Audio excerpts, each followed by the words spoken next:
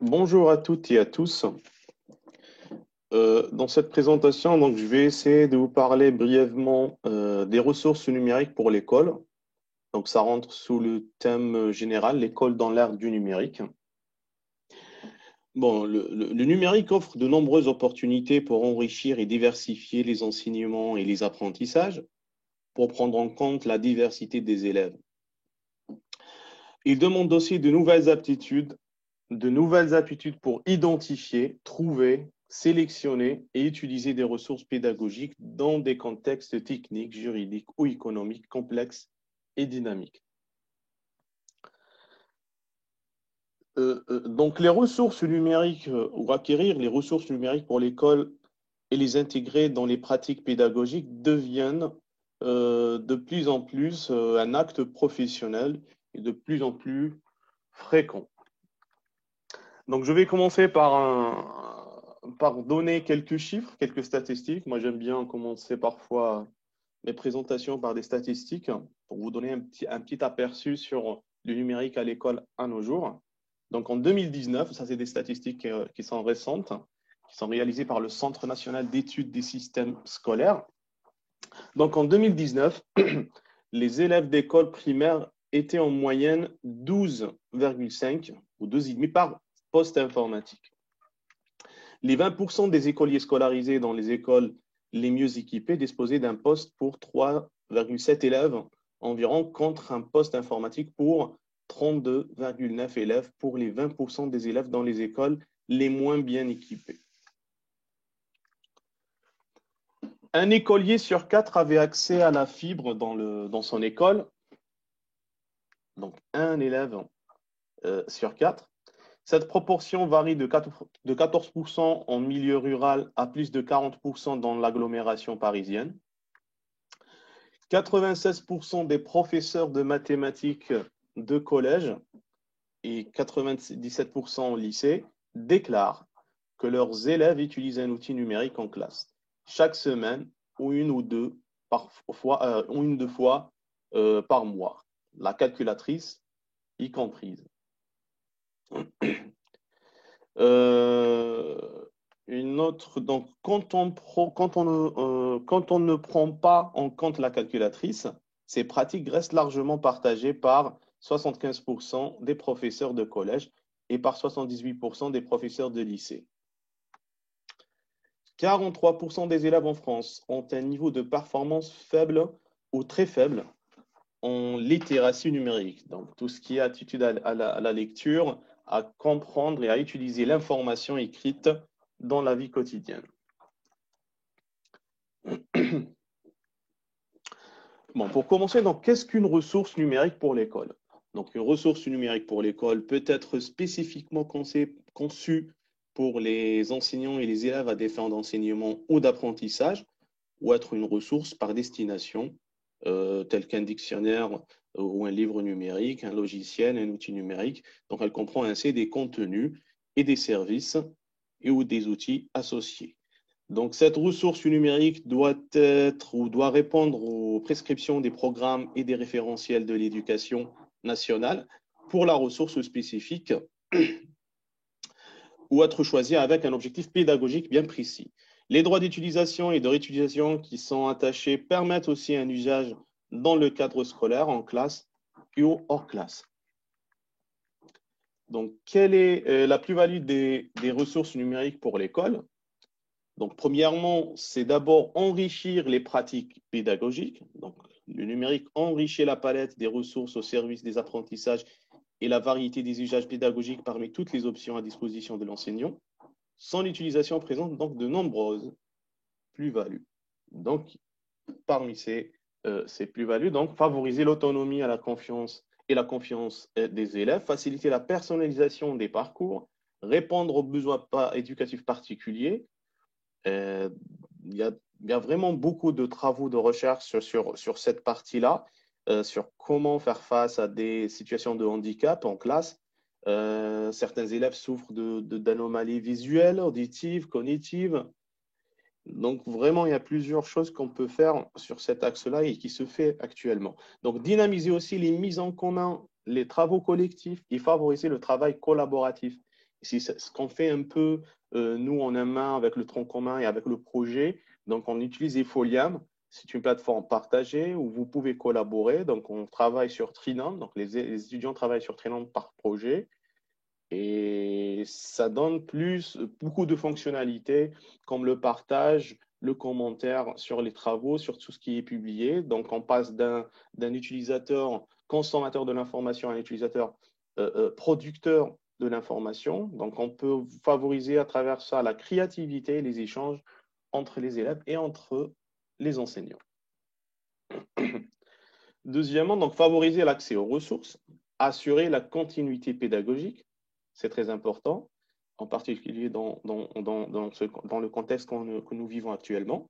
Remédier aux problèmes du livre oublié, etc. Ça, c'est quelque chose qui peut être intéressant aussi. Des ressources numériques disponibles en continu et accessibles de partout, ça c'est important aussi. Donc, et troisièmement, renforcer la relation entre l'école, l'élève et sa famille. Donc, bien sûr, donner aux parents une plateforme ou un moyen pour accompagner et suivre le travail de leurs enfants à distance et à n'importe quel moment. Faciliter la gestion des ressources pédagogiques pour les enfants qui ont plusieurs domiciles. Offrir à tout moment, y compris pendant les vacances scolaires, l'accès aux ressources numériques. Et pourquoi pas aussi alléger le poids des cartables. Donc, pour plus d'informations, vous pouvez aller sur les deux liens qui sont ci-dessous. Cette présentation sera publiée par la suite sur Amétis et sur mon compte Efolia. Où trouver des ressources? Donc, les ressources numériques disponibles sur Internet sont nombreuses et en constant renouvellement. C'est le premier réflexe pour identifier, pour chercher, pour aller chercher des ressources, c'est d'aller vers les moteurs de recherche. Donc, il existe cependant d'autres moyens pour trouver des ressources numériques adaptées à des usages pédagogiques dans le cadre professionnel, notamment sur les sites institutionnels ou spécialisés. Donc, il est par ailleurs important d'être à l'écoute des différents canaux d'information afin d'identifier de nouvelles ressources et des actions de mutualisation existantes. Donc, on peut lister ici, par exemple, les sites nationaux du TEC et du SCOL, Born, il y a d'autres plateformes comme celle qui est propre à l'Académie d'Aix-Marseille, les portails et les sites d'enseignement pour le premier et le second degré, les sites et pages académiques. Donc, eStore, par exemple, on peut trouver des applications numériques qu'on peut utiliser sur smartphone, sur tablette ou sur PC. Il y a vraiment plusieurs d'autres endroits où on peut trouver de l'information et des ressources numériques. Et pourquoi pas les réseaux sociaux ou les listes de diffusion. Donc, par exemple, vous avez Edunum, donc les lettres Edunum. Donc, c'est une stratégie qui peut vraiment faciliter l'accès à l'information et se tenir informé. Il y a aussi Twitter, les réseaux sociaux, c'est très, très important. Je me demande si vous utilisez les réseaux sociaux pour cet objectif-là ou non. Mais vraiment, vous pouvez aller, par exemple, sur Twitter, suivre des comptes disciplinaires spécifiques, comme par exemple ici sur le tableau, donc on voit discipline enseignant, donc art plastique. Vous avez donc les sites, un portail donc spécifique à ce type de ressources. Il y a Edubase aussi qui est très riche. Lettre Edunum, donc c'est une liste de diffusion d'informations. Et compte Twitter, si vous allez sur Twitter ou vous tapez eduscol-ap, ben vous allez recevoir à chaque fois des publications en lien avec le thème ou la discipline. Maintenant, quels sont les critères pour le choix des ressources numériques pour l'école? Bon, d'abord, une ressource numérique pour l'école doit avant tout être pertinente d'un point de vue pédagogique. Toutefois, d'autres critères sont également à prendre en compte, les critères juridiques, techniques, économiques, éditoriaux et fonctionnels. Donc, d'un point de vue éditorial et fonctionnel, bon, pas encore. Donc, d'un point de vue éditorial et fonctionnel, l'ergonomie, la rapidité, l'accessibilité, la prise en main, la date de création ou de mise à jour peuvent être appréciées. Deuxièmement, d'un point de vue technique, donc il faut toujours vérifier que la ressource fonctionne sur les équipements de l'établissement et avec l'espace numérique du travail disponible à l'établissement. Troisièmement, d'un point de vue juridique, il est utile de s'informer sur les possibilités d'utilisation et de réutilisation pédagogique. le traitement des données à caractère personnel. Par exemple, lorsqu'il faut créer un compte avec un identifiant et de s'assurer de l'absence de publicité. Il faut également prendre en compte la loi européenne, donc RGPD, sur la protection des données personnelles. Et d'un point de vue économique, il faut se renseigner bien sûr sur le type de licence, les modèles d'acquisition, comparer les offres avec d'autres ressources du même type, leurs conditions générales de vente associées. J'ai mis quelques liens sur ce sujet où vous pouvez trouver des détails trop riches. Maintenant, la valeur ajoutée du numérique pour les apprentissages. Que nous dit la recherche? Donc, les travaux de recherche montrent que le recours au numérique n'a pas automatiquement un effet positif, ça on le sait tous, sur les apprentissages des élèves.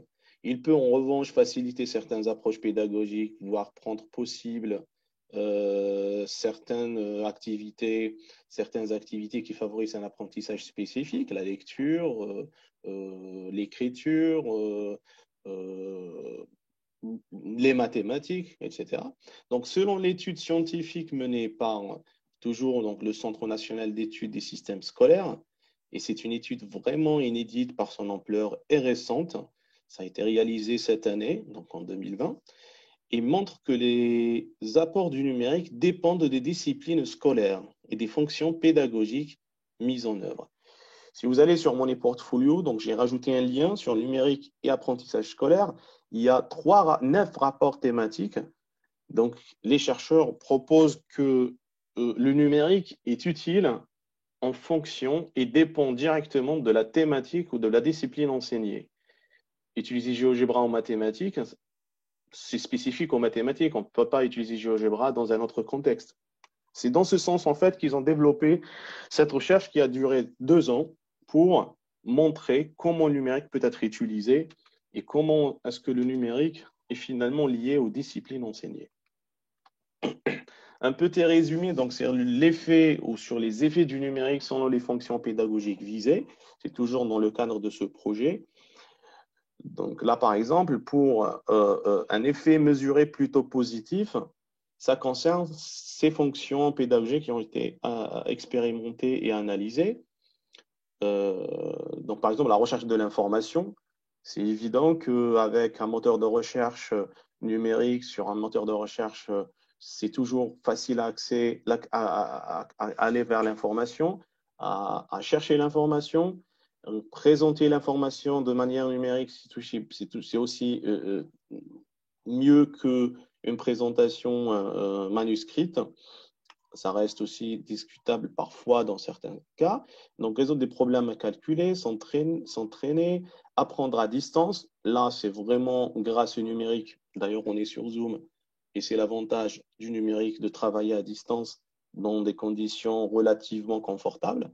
Évaluer, s'auto-évaluer, suivre les progrès et les difficultés des élèves. Là, par exemple, ça peut se faire via les portfolios. Et les portfolios, ça fait partie maintenant des revendications récentes des réseaux des INSPE. Donc, le réseau des INSPE, maintenant, pense à utiliser les portfolios au moins dans la formation des enseignants, mais aussi à l'école. C'est un concept anglophone qui est déjà utilisé au Canada, dans les pays scandinaves, dans certains pays scandinaves, en Angleterre, etc. Donc, faciliter l'apprentissage des élèves à besoins éducatifs particuliers, ça aussi, c'est très bénéfique. Le numérique a montré ses avantages par rapport à ça. Produire un texte, un document, seul ou à plusieurs, collaboration pour écrire un document à plusieurs, c'est aussi grâce au numérique. Expérimenter, apprendre à faire sur simulateur ou en réalité virtuelle, apprendre par cœur, mémorisation, les cartes mentales, etc. Tout ça, c'est l'un des avantages du numérique. Un effet mesuré plutôt limité dans cette étude concerne par exemple le fait de regarder une vidéo, une animation, ça ne rapporte pas grand-chose. Le fait de jouer, les jeux sérieux, ils estiment en fait qu'ils ont une certaine limite parce que là, il faut dire aussi que les jeux sérieux, par exemple, c'est toujours en cours d'étude, en cours d'expérimentation. On a la chance à Marseille d'avoir des laboratoires qui travaillent sur l'aspect cognitif des élèves et en développant des outils numériques, des jeux, comme par exemple Learning Game, je pense, ou euh, euh, je pense Learning Game. Vous pouvez trouver ce jeu sur mon portfolio. C'est un jeu pour aider l'élève à mieux apprendre la lecture et l'écriture. Donc, créer un objet technique en œuvre, donc tout ce qui est écouter un document sonore, écouter un texte sonorisé, regarder, lire document multimédia. Ces utilisations du numérique ont un effet mesuré plutôt limité. Selon cette étude, je ne suis pas totalement d'accord, mais il pense qu'il n'y a pas d'effet attesté actuellement, et donc il reste neutre par rapport à cette question sur la programmation à l'école, même si ça a montré ses efficacités, par exemple, pour développer l'un des apprentissages fondamentaux qui sont au cœur du projet empirique. Euh, le projet empirique, donc c'est un projet qui est porté par l'ISPE et par la Sphère, la fédération Sphère, qui regroupe plusieurs laboratoires. Donc, euh, euh, euh, l'un des apprentissages donc, fondamentaux, c'est raisonner. Donc, on a lire, écrire, compter, mais aussi raisonner. La programmation et savoir et maîtriser l'algorithme aide en fait à mieux raisonner. Ça n'a pas été mis en évidence dans ce travail, mais vous allez voir que la programmation à l'école, c'est quelque chose de très, très intéressant et à voir et à discuter pour savoir comment la mettre en œuvre, comment la mettre en place et comment bénéficier de cette fonction pédagogique. Donc, faire émerger des idées, développer sa créativité, motiver. Oui, souvent on dit la motivation, c'est grâce à l'outil numérique. Dans cette étude, par exemple, là, il montre que non, pas forcément. Il y a des cas où l'outil numérique ne motive pas finalement. Le fait d'avoir un jeu, travailler sur un jeu pour pour maîtriser un apprentissage, ça ne rapporte pas grand-chose. Donc, effet mesuré plutôt négatif. Lire et comprendre un texte, prendre des notes, la prise des notes donc via une tablette par exemple, c'est un effet mesuré plutôt négatif. Sachant qu'il y a des travaux de recherche qui sont réalisés par des chercheurs à l'INSPE. Je pense à Jean-Luc Vallée. Lui, par exemple, il pense que la prise de notes via une tablette peut être bénéfique pour certains cas et pour certains élèves. Donc là, ils disent que c'est un effet négatif. Chaque étude, en fait, comment ils expérimentent, comment ils regardent. Donc, chaque contexte d'expérimentation est important pour dire que c'est bon ou pas bon, le numérique dans ce contexte-là. Poser des questions, demander de l'aide. Là, effet négatif, mais si on regarde, par exemple, des outils comme WooClap ou comme Kahoot, peuvent être utilisés dans une telle fonction pédagogique. Donc, poser des questions à distance, laisser des commentaires, demander de l'aide, ça peut être bénéfique. Mais peut-être je ne sais pas comment ils ont vu cet aspect-là, mais ils pensent que c'est plutôt négatif. Découvrir des concepts abstraits, coopérer, ça, c'est des donc, fonctions pédagogiques avec un effet mesuré plutôt négatif dans cette étude. Je vais essayer de répondre à deux questions qui m'ont été posées et qui ont en lien avec le numérique. Donc, la première, les compétences en numérique sont-elles obligatoires dans le premier degré? Exemple d'une école à Place, donc non équipée en informatique. Le problème, c'est là qu'on s'est non équipé en informatique.